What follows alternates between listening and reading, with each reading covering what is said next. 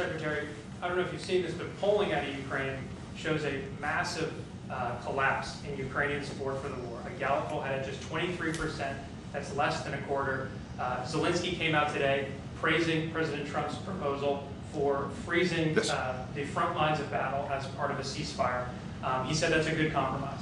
So people view your coming here as, you're lobbying the U.S. government to continue its involvement in the war. You're obviously lobbying for more NATO weapons to be sent to Ukraine, but Ukrainians themselves don't want to fight the war. So how do you justify that morally? Well, I'm lobbying only for one thing, and that is to make sure that we end this war. And I don't have to lobby the president because we totally agree on this. And this is what he has been doing from day one. Everything he could do to break the deadlock with Putin, get a dialogue going, dialoguing also with Zelensky, and getting this war done. It's crucial.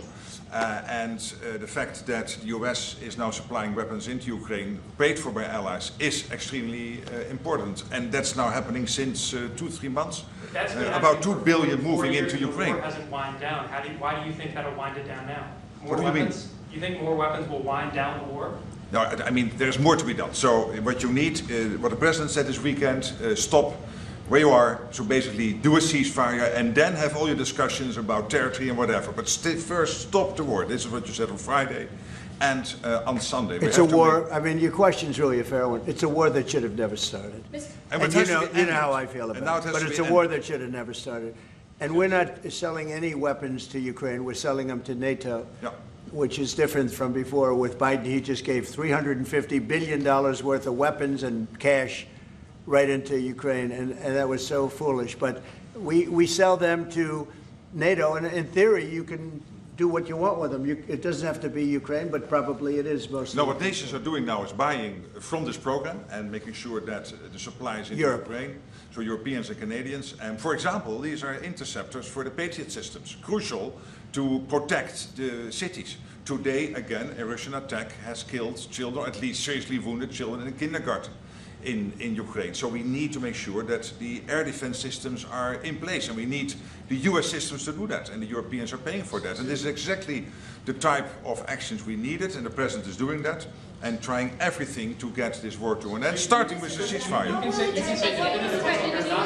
believe that Putin wants to take all of Ukraine? I always felt that way. I always felt he wanted to.